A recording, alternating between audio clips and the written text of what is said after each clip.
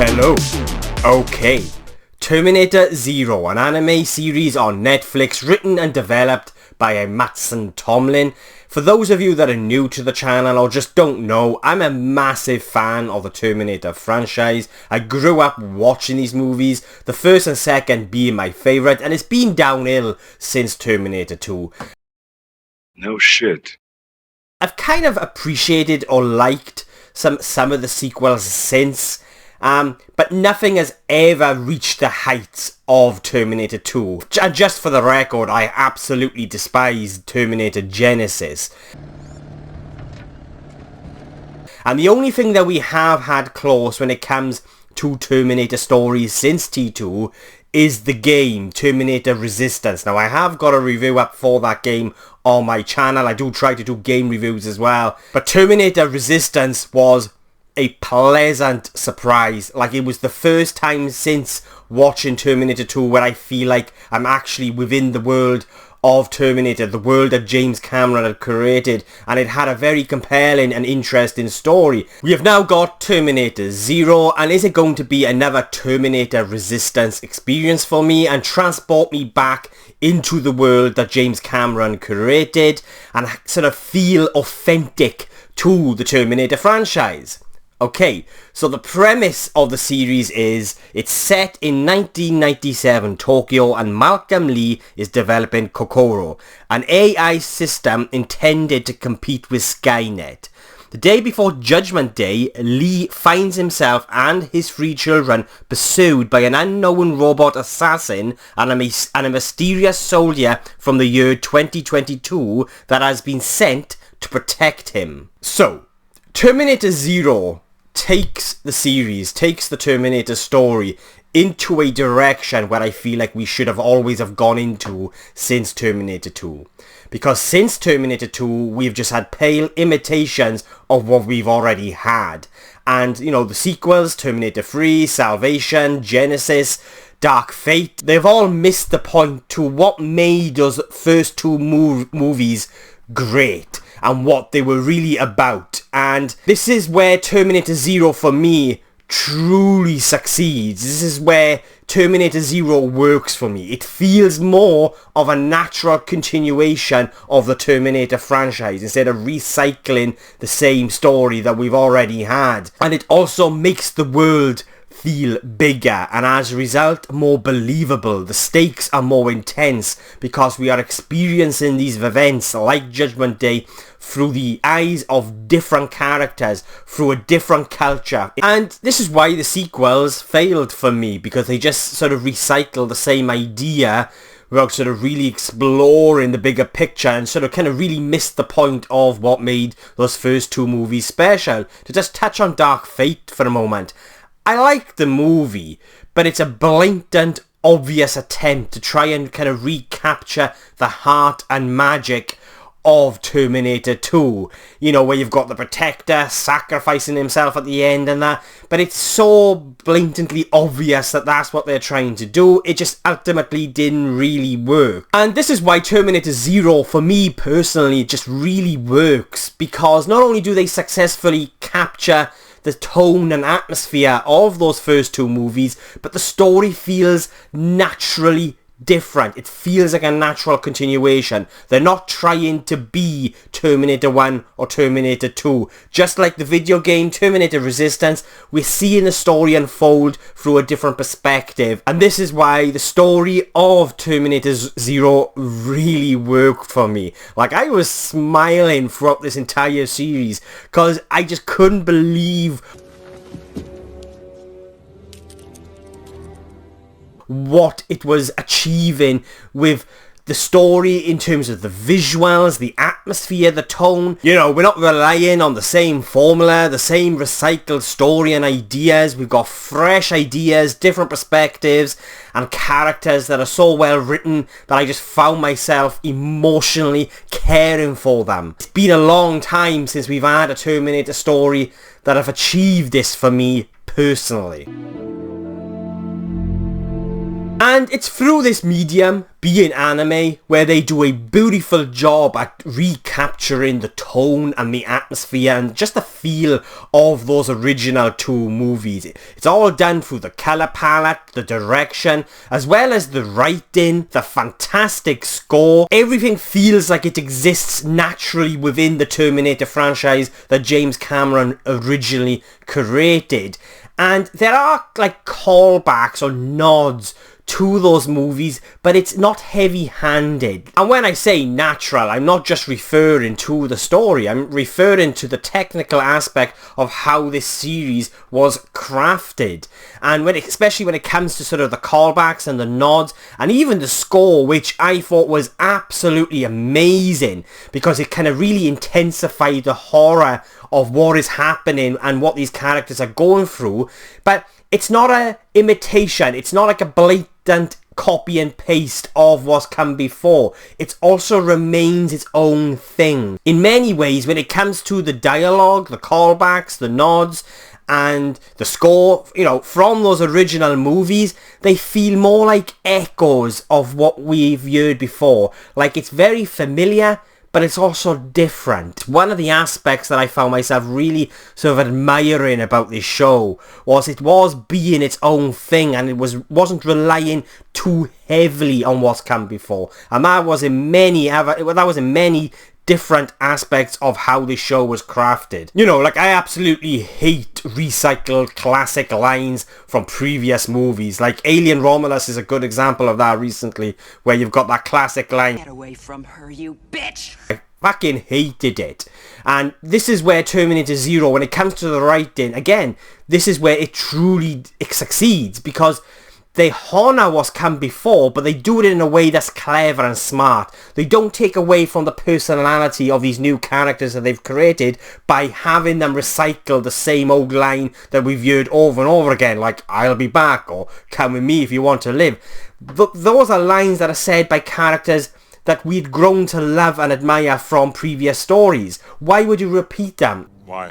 And that's another reason why Terminator Zero really worked for me, because when it comes to those callbacks and those nods to the previous movies, it's done in a way that's not copy and paste. So you'll have a line that a certain character would say. For example, our new protector that's sent back in time. You know, she'll say a certain line, and it will remind me, it will give me that sensation, that very familiar sensation of being within a Terminator story. But it's also different in that this is this particular character with a very different personality saying it. It's not a blatant, obvious sort of rip-off, or, you know, like a sort of a member berry of, "Oh, look, remember, we're watching a Terminator story here." You know, it's something that doesn't take away from the personality of the character that has been created through this story. There are dialogue, there are lines that will be said that remind you, you know, that you're within a Terminator story. Memory. But the wording would be different. It would be familiar, but it's different. You know, it's not a blatant sort of copy and paste where you've got the character going, "Come with me if you want to live." But it's something that's similar. And as a result, Terminator Zero is a good example of how you really should honour what's come before in a way that keeps you immersed within his story and just allows it to feel like its own thing and feel different and not just a pale imitation of what comes before. And that's not only the writing, but it's also done through the score as well. Like, I absolutely adored the soundtrack to this show because it's very Terminator. You've kind of got those kind of low thumping beats. It sort of has, it kind of really does capture the horror within the score of the first Terminator for me. And you've also got elements and sounds from T2. But it kind of does exactly what the score did in those first two movies, which was heighten the horror and sort of that kind of sense of dread, of impending doom, you know, of what is about to happen and what these characters are going up against. And the score within the show does that perfectly without, again, being a copy and paste of the Terminator score that we all know and love.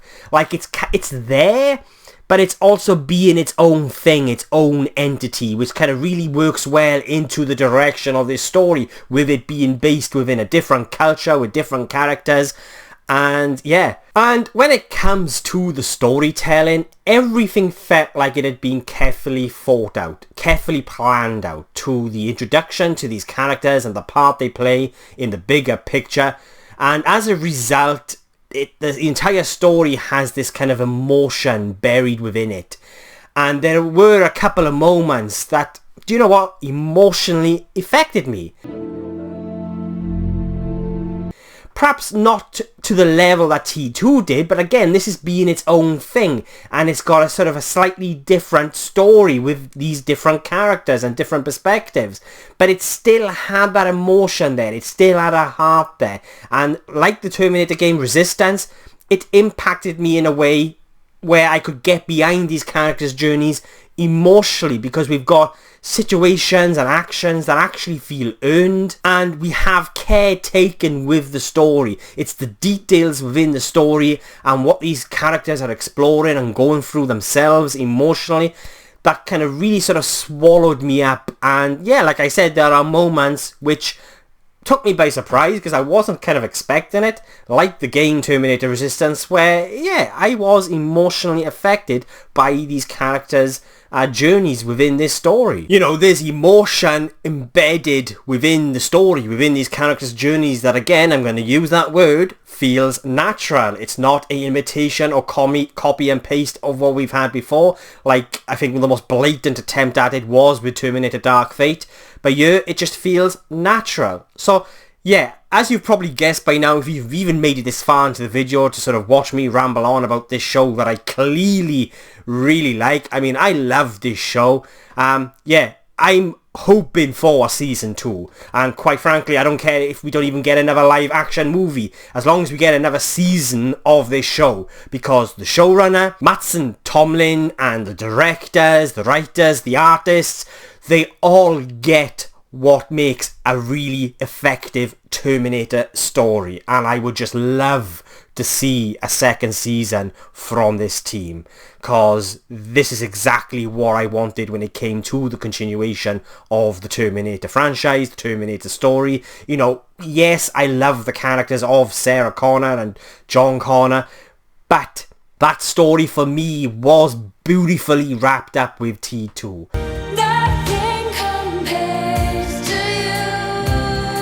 So did we really need then the same character, the same story over and over again, like with the third movie? And then you've got Genesis, which is another fucking video for another time. The reason why I actually missed Terminator Salvation out in that list, where I was sort of listing those sequels out there, is because it's one of those sequels that I actually liked and appreciated what they were trying to do with its story from, you know, they were trying to be different. Like, they wanted to put us within the beginnings of the war with the machines. And even though they don't quite pull off what I felt like they were attempting to do with that film, I'm not sure if there was studio interference or anything like that, but I definitely appreciated and liked what they were trying to do with Terminator Salvation, which again will be another video for another time. Oh, please. Terminator Zero has weight and depth. It digs into those deeper themes, exploring the human condition. It evokes the right emotions. It made me feel a sense of dread of what we are capable of, but also a sense or glimmer of hope. It explores the choices we make and the effects of these choices and consequences as a result, and how these choices can create these ripple effects. But it all sort of boils down to what makes us, or what it means to be human. And that is something that the second movie in particular did really, really well, and I feel like it's something that Terminator Zero continues to do in a way that just felt naturally right and just did evoke all the right emotions. I loved Terminator Zero. I highly recommend it. It's on Netflix right now, and I will be giving Terminator Zero a 9 out of 10.